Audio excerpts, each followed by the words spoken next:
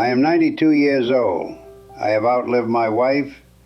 I have outlived my friends. I have outlived my enemies. And I've outlived the version of myself that used to give a damn about what people thought of me. I am standing at the very edge of the cliff. I can see the bottom. And before I go over, I need to turn around and tell you, the people still back there at the party, what I see. Because you are living a lie. You are walking around with this arrogant, comfortable delusion that you have time. You treat your days like they are cheap, like you have an infinite supply of them in the bank. So I'm here to tell you that you are broke. We are all going to die. You know this intellectually, but you don't know it. You don't feel the cold steel of it against your neck. If you did, you wouldn't be living the way you are. So, let me tell you about a man named Jack. It was 1968. Jack was my best friend. He was smarter than me, better looking than me, and richer than me. He was a shark. We were having a drink one night, celebrating a massive deal he just closed. He was smoking a Cuban cigar, leaning back in his leather chair, and he looked at me and said, "Frank, 5 more years. That's the strategy. I grind for 5 more years. I hit the number. Then I'm done. Then I take Mary to Italy. Then I learn to paint. Then I start living." Jack had a plan. He had a roadmap. 3 days later, Jack walked out of his office building, grabbed his chest, and hit the sidewalk before he even realized he was falling. Massive heart attack. He was 42 years old. He never went to Italy. He never painted a damn thing. I stood over his casket, and the tragedy wasn't that Jack died. We all die. The tragedy was that Jack spent his entire existence waiting to live. He treated his life like a waiting room for a better future that never arrived. And the cruelest part, I went to his office a week later to clear out his desk. His calendar was booked for the next 6 months. His inbox was full of urgent messages. The world didn't stop because Jack died. His company replaced him in 2 weeks. His clients forgot his name in a year. And right now, looking at you, I see Jack. You are telling yourself the same lie. I'll be happy when I get the promotion. I'll take the trip when the kids are older. I'll forgive my brother when he apologizes. Let me give you a hard fact from a 92-year-old man. There is no later. There is only now. And if you are trading your now for a later that isn't guaranteed, you are making the worst bet in the history of gambling. Let's talk about your stuff. I look at your generation. You are obsessed with accumulation. You buy things you don't need, with money you don't have, to impress people you don't even like. I live in a small room now. I have a bed. I have a chair. I have a picture of my wife. I used to have a big house. I used to have the luxury cars. I used to have a garage full of toys. And I am telling you, with the absolute clarity of the end game, it is all garbage. I have been to a lot of funerals. I have never, not once, seen a U-Haul trailer following a hearse.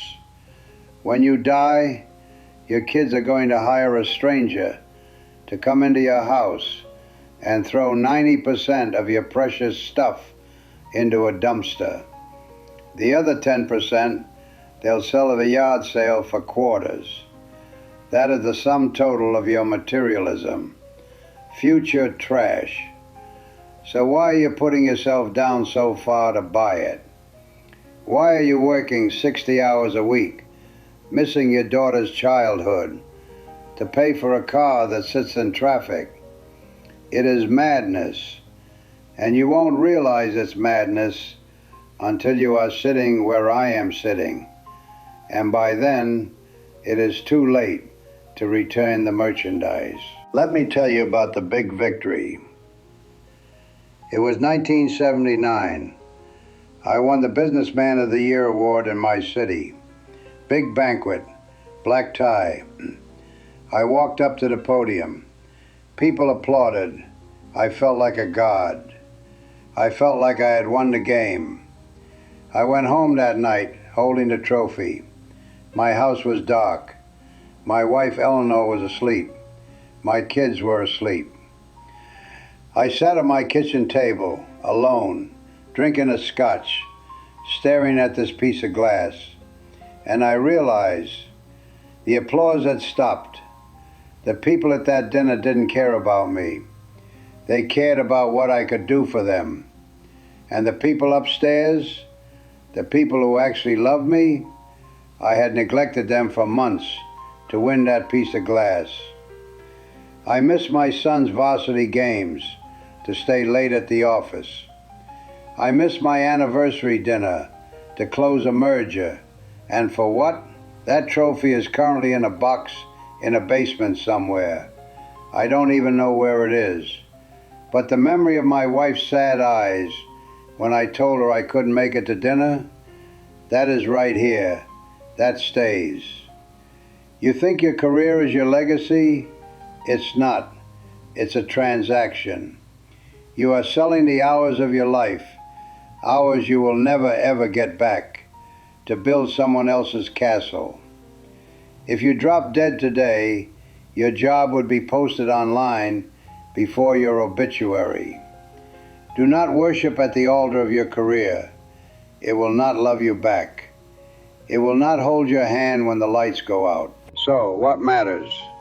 If the money is fake, and the career is a trap, and the stuff is garbage, what is left? I'll tell you. The only things you get to keep are the things you gave away.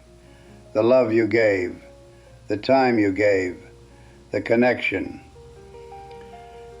I sit here in this chair and I don't replay my business deals. I replay the Sunday mornings with Eleanor. I replay the sound of my daughter laughing when she was 3. I replay the time I helped a stranger push his car out of a snowbank.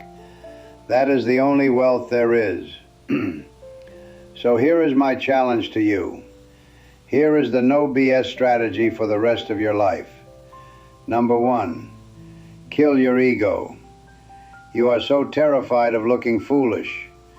You don't take the risk. You don't start the business. You don't ask the girl out. Why? Because you are afraid of what they will think. Let me liberate you. Nobody is watching you. They are too busy worrying about themselves. You are the main character only in your own head. To everyone else, you are background noise. Stop letting your fear of other people's judgment paralyze you. Their judgment will rot in the ground right next to them. Number 2, practice the last time. This is a Stoic technique, and it will change your life. Every time you do something, anything, remind yourself that one day you will do it for the last time. One day you will pick up your child for the last time. One day you will kiss your spouse for the last time. One day you will drink a cup of coffee for the last time. You don't know when that day is. It could be 10 years from now. It could be today. If you live with that knowledge, you will never take a moment for granted again. You will taste the coffee. You will hold the hug a little longer. Number 3, wake up. I'm 92. My back hurts. My eyes are dim. But you have the golden ticket. You have your health. You have your youth. And you are spending it scrolling through a phone? You are numbing yourself? Stop it. Go outside. Feel the wind. Look at the sky. Call your mother. Forgive your enemy. Not for them, but because you don't have time to carry the luggage of hate anymore. We are all going to die. It is the only guarantee we have. But most people never actually live. They just exist. They stay safe. They stay comfortable. And then they expire. Don't be like Jack. Don't wait for the 5-year plan.